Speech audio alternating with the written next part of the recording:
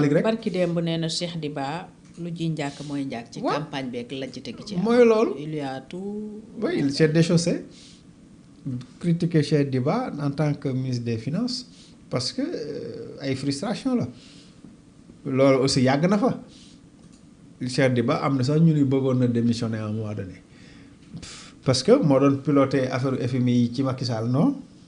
donc c'était le directeur de la programmation aywa budgétaire. directeur de programme ñuy wax dette cachée yow tey nga toog di ko wax ñun la yow foo ne woon d'ailleurs Aïssata Sall maître Aïssata Sall wax na ko benn jour mais Cheikh foo nekkoon. bul fàtte ne yaa fi nekkoon. Cheikh bu ñu wax cachet te yow yaa fi nekkoon xanaa wala da nga ko fàtte da nga loolu la ko wala da nga ko fàtte. da nga fàtte ne yaa fi nekkoon Cheikh est gêné par ce débat. très gêné. tey nii aussi. et selon Jeune Afrique il n'a jamais été d'accord pour que Ousmane Sonko divulgue waxi voilà Jeune Afrique moo wax loolu waxi dette cachée aujourd'hui lii am na. bu problème xaalis amee tamit ñu ne ko demal wuti xaalis jox ñu lu ñu fayee fee lijjanti ko mu def ay arrangement ak ay jeu neexul ci moom donc Sonko aussi loolu style Sonko la. te ñu ne ko dafa faillir même dans la mobilisation des ressources. des ressources financières.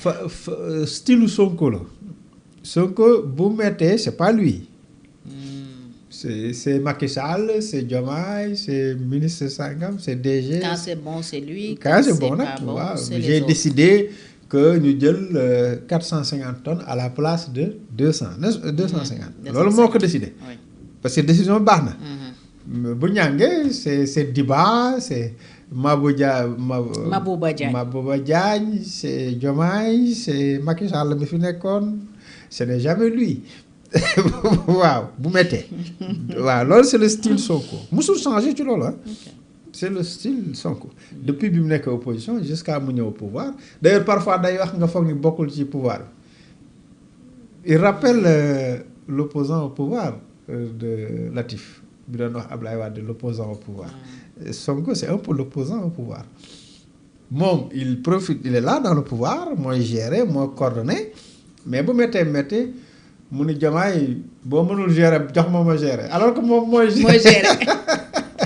Oui, c'est lui qui gouverne. Oui, un peu. Le problème de Sonko, ça c'est la communication de Sonko. Te musul varié, non le musul communiquer. C'est-à-dire que tout le monde est responsable. Sauf lui. Bu négatif, sauf lui. Bu positif, il prend, là, j'ai décidé que voilà le résultat. Mais maintenant, su fekkee am na problème, c'est les autres pour wane ni bu fekkoon moom rek la. lépp baax. waaw bu doon moom rek la lépp baax waaye nag comme Macky Sall la fi ne woon di def lii comme Diomaye moo fi ne nii comme ministre sangam lii à partir de ce moment-là doxul pourtant waxoon naa leen nangam ak nangam lii nag dafay jeex waaw ça c'est le style de chaque jour noonu lay waxee. waaw lii dootuma ko gis Sénégal lii dafay jeex nangam waaw pourtant waxoon naa la nangam def noonu nga def nangam voilà le communication boobu nag. C'est destiné aux pastifiens ay militants ay ñooñu lay waxal. souvent ñooñu lay waxal pour satisfaire leen pour wane ni moom voilà fa mu taxawoon. ma nga ca ba tey ma nga ca Sonko ma ngi leen daan dégg moom la. y a aucun problème les autres ñooy bloqué fii fast track amul voilà donc allez Diba defal fast track.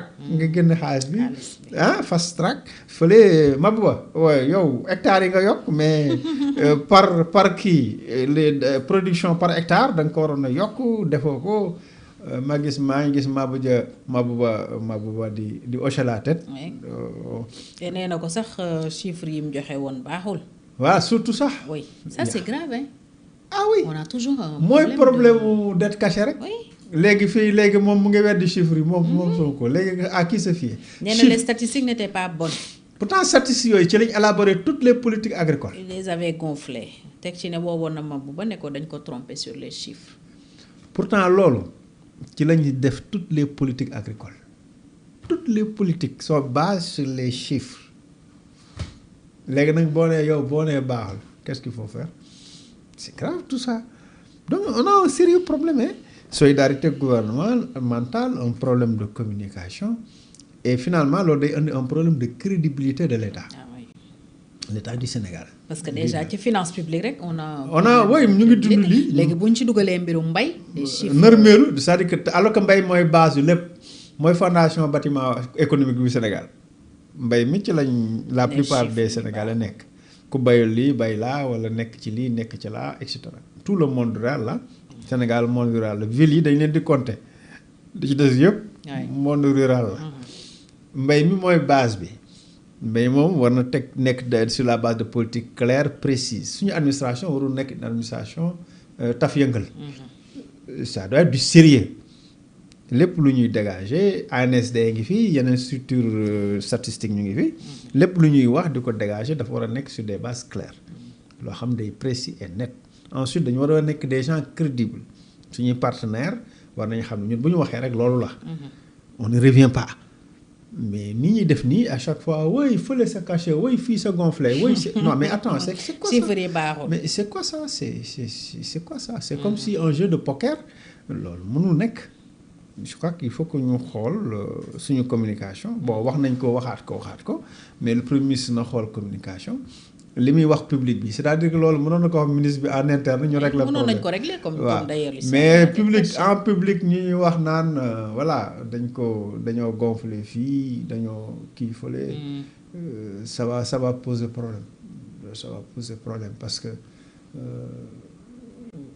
boo wàccee kaamil ba pare ñu ni tey wàcce nañ 100 kaamil wàcceel nañu sëriñ bi 100 kaamil après ñu ne non en réalité 20 kaamil la woon chiffres yi ñu leen njëkkoon jox baaxul. mais attends bu yàggee ñu ne est-ce que sax yéen tari ngeen fàttee bu mat parce que dañ naan no mais kii ñii ñaan yi jaru ko c'est la même chose que affaire état boo xasee wax gis nga xam nga màttulal wala fii dañu xam màttulal màttulal boo signalé benn màtt nee nañ wala fi neen téeméeri màtt nga fa yoo gisul waaw loolu mooy problème yi ñuy wax nii gis nga boo signalé benn naa dafa caché les gens vont comprendre que yow li nga loo mus a wax c'est pas crédible boo waxee ni bii dañ ko gonflé leneen loo waxatee ñu ne waa est-ce que gonflé woo ko sax waaw et c'est normal hein waaw parce que yaa ko wax c'est ça le problème de forme de communication bi nga xam ni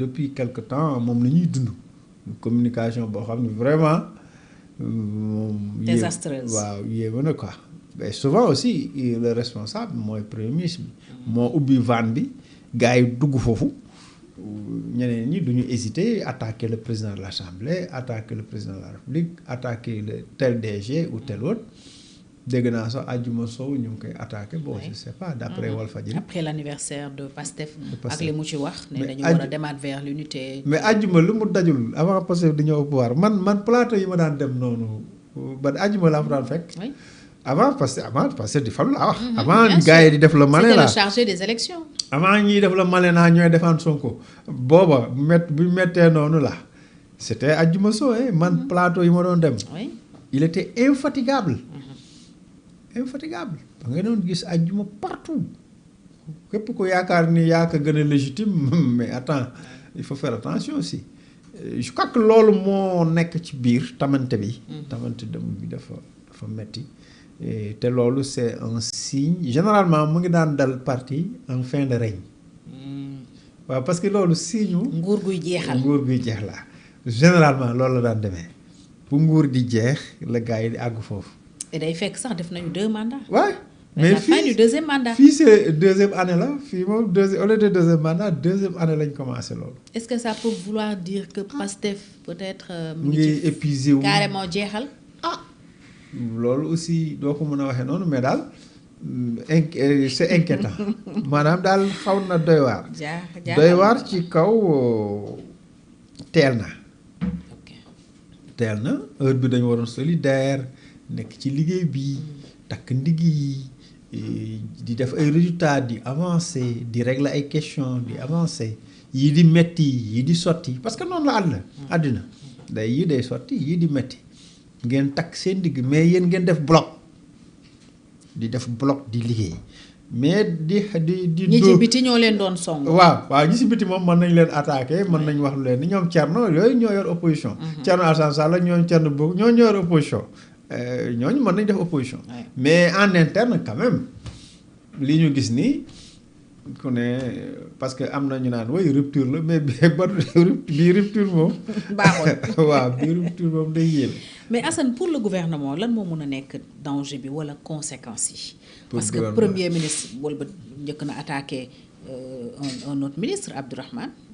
doon tuddul tur Abdourahmane wëlbatiku ci Mabouba dal ci kaw Cheikh Diba loolu lan la mën a jur ci gouvernement.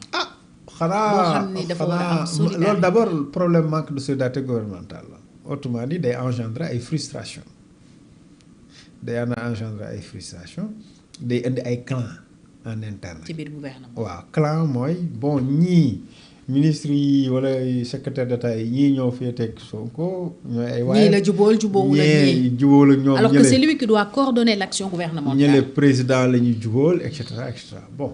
c'est vrai que après mën nga envoyer say dossier secrétariat général du gouvernement wala directeur de cabinet bi ñu créé avec la primature et cetera bañ a wax ak le premier ministre mais mën na indi ay beaucoup de frustration mën na indi beaucoup d'incompréhension de blocage fa am aussi, ñoo xam ne ay peut-être. blocage parce Oui. que ñenn ñi dañuy préférer directement wax ak le président de la République bon voilà wala boog doon naa bëgg a wax directeur premier ministre bi wax ak moom faalewu ma sama courrier bi kenn tontu aussi coordination yi day demee noonu rapport yi koo koy jox oui mais rapport bi j'ai pas eu de feedback yooyu lay indi te yooyu day tax liggéey bi du dox mu impacté ci réew mi.